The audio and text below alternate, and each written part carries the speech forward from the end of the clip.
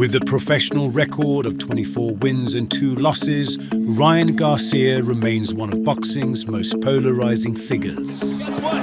People want to throw and he caught him with a left hook again. On one hand, he's widely recognized as an incredibly gifted talent, blessed with exceptional speed and power in the ring and an undeniable ability to draw attention to the sport. Yeah!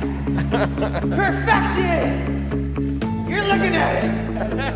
But on the other hand, that same personality has often placed him under scrutiny. You know, he's 23, should be fighting more often. We should see him more regularly in the ring. This inactivity isn't good for him, blah, blah, blah. Does any of that chatter kind of affect you? What was once seen as the perfect blend of talent and marketability has for many become the image of a gifted but unreliable fighter. His influence on boxing is undeniable. Yet given his natural ability, accusations of underachievement continue to follow him.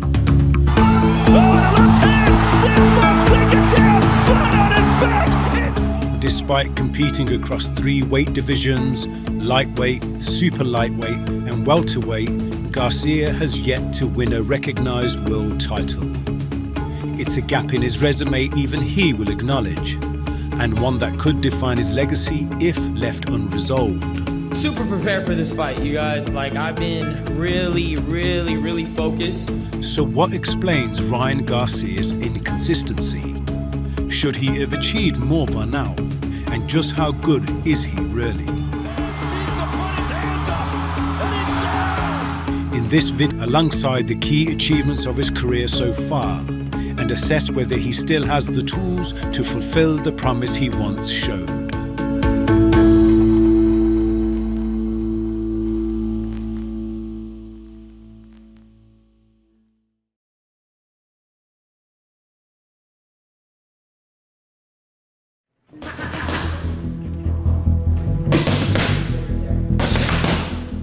To understand Ryan Garcia's rise, it's important to first examine the qualities that made him such a major attraction.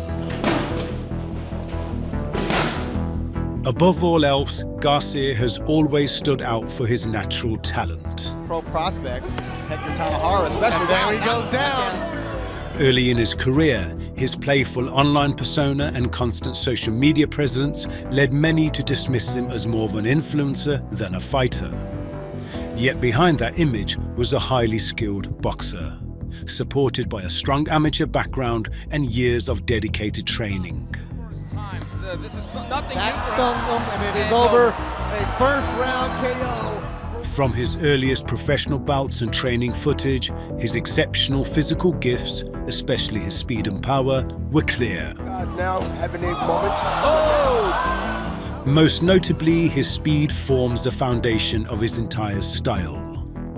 Whether through sharp single shots or rapid combinations, it consistently gives him a major advantage, often allowing him to overcome technical flaws that might otherwise be exposed. Get by that extended left hand, and he does. Right hand and a hook by Garcia. That speed becomes even more dangerous when combined with his power, especially through his trademark left hook.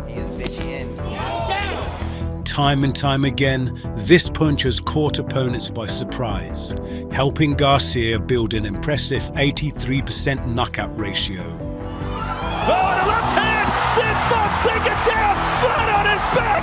It's over! However, reducing his offense to speed and power alone would overlook key parts of his skill set. He also shows a strong sense of distance, supported by subtle footwork and intelligent use of his lead hand to create openings and make him especially dangerous at mid-range. Certainly looks like and there's a good right hand, and you basically time Jones coming in with that. And another major strength is his timing and accuracy, qualities that make him an effective counterpuncher against less sophisticated forward-pressing opponents. I can do this whenever I want. There it is, though. You can't do it whenever you want if your name is Ryan Garcia. These abilities have been reflected throughout Garcia's career. From his dramatic comeback against Luke Campbell, to dominant showings over Javier Fortuna and Oscar Duarte, and even his high-profile encounter with an informed Devin Haney. If you're that aggressive, get over. Big left hand by Garcia. In that contest, setting aside the controversy that followed, Garcia demonstrated how effective his main weapons can be against elite competition. Out back.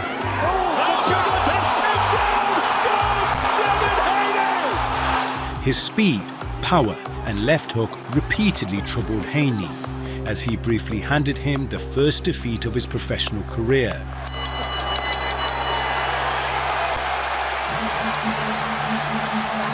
Your winner by majority decision, King Ryan Garcia! As stunning as that performance was, the result was soon overturned following Garcia's failed drug test. Which brings us to the criticisms that have followed throughout his career, and how, as is often the case with naturally gifted fighters, many of his strengths have also contributed to his biggest flaws. Straight left hand lands for Davis. In the lightweight and super lightweight classes, Garcia's advantages in height and reach encouraged him to adopt an upright, orthodox stance. Engage in order to get Ortega. While effective against lesser opponents, this posture can be exploited by experienced sharpshooters who know how to disrupt his rhythm. This issue is further compounded by his tendency to drop his hands while keeping his head relatively static. As a result, he is often vulnerable to clean shots that leave him exposed and off balance.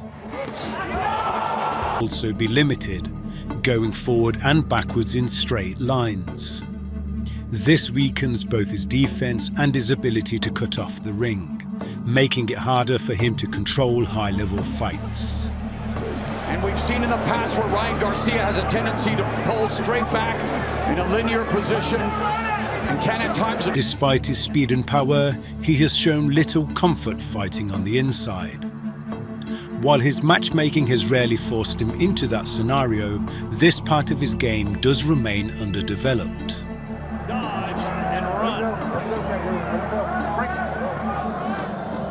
More broadly, there are concerns that Garcia may have already plateaued.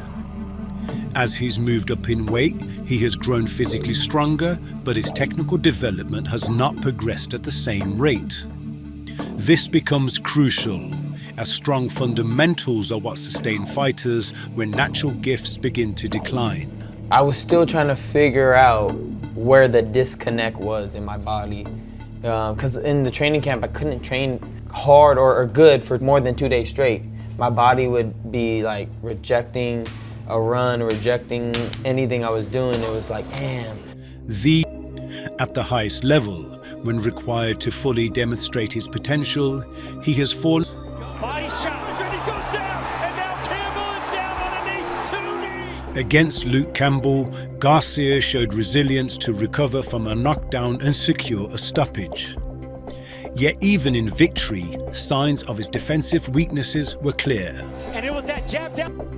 Personal struggles and time away from the ring added to the perception that he lacked urgency. If you think about it, like in my short span, there's been a lot of drama. For me, it's always a battle just to get to the fight. Even when his career received a jump start after the Devin Haney saga, he failed to capitalize, winning his first fight back at a major Times Square event ended in a disappointing loss to the heavy underdog, Rolando Romero. Rolando Romero. Given his tremendous talent and promotional backing, Garcia would normally be expected to have won at least one world title by this stage. However, some argue that early fame and financial success may have reduced his hunger. I don't have to prove myself. I mean, I'm the bigger draw, better marketer, and have way more upside than him, and am He has belts, that's it. While rivals such as Teofimo Lopez, Devin Haney, Shakur Stevenson, and Gervonta Davis relied on championship belts to build their status, Garcia reached superstardom much earlier, to the point where belts seemed less essential to his personal success. But I'm the A-side. Boxing, when A-side means the bigger draw. And yet, despite all the questions surrounding his career, the long-standing absence of a world title could soon be addressed. Ladies and gentlemen, this is The Ring High Stakes Main Event. On February 21st, Ryan Garcia is set to challenge the WBC welterweight champion Mario Barrios, a fight that represents his clearest opportunity yet to finally claim a recognized world championship. Mario Barrios, or is it the belt? Oh, it's definitely the belt too, you know. Mario got to, I want to touch it, you know, they say it's bad luck, so I might not even touch it yet, but. The 30-year-old Barrios has spent most of his career competing below 140 pounds before moving to welterweight in 2022, during a period of transition following the departures of Terence Crawford and Errol Spence. In that changing landscape, he was elevated to full WBC champion in 2024. This bout has been ruled a split draw. Since then, however, his reign has been somewhat uncertain. Both of his title defenses have ended in draws, allowing him to retain the belt without ever recording a victory. And of course, in that case, the champion retains his title. While Barrios does remain a respected fighter, he is widely viewed as one of the more accessible champions in the division. And for Garcia, this matchup makes for a rare and valuable opening. He's one of those guys that's going to come to fight, you know, and we're going to have a great one on our hands, so. Given his limited activity over the past 2 years and his recent loss to Rolando Romero, this is an opportunity only a fighter with Garcia's profile and popularity could realistically secure. Joe knows when I'm locked in, I'm locked in. So he knows that there's going to be a real fight. But as the Romero defeat showed, nothing is guaranteed.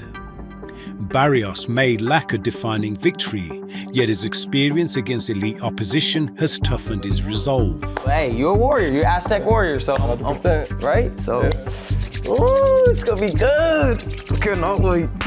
So in order for Garcia to capture his first official world title and begin repairing the gaps in his resume, he must first reconnect with the discipline, sharpness, and hunger that defined his early career.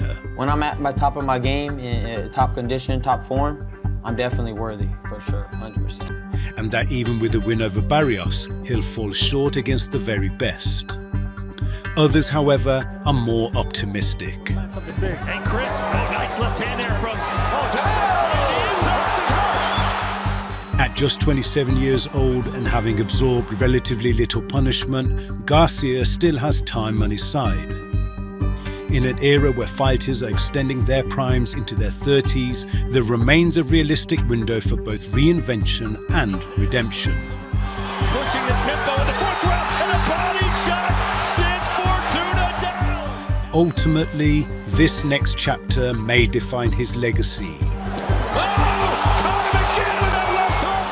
Will Ryan Garcia finally turn talent into lasting achievement? Or will he remain one of boxing's great what-if stories, remembered for flashes rather than sustained greatness? The answer, now more than ever, rests in his own hands.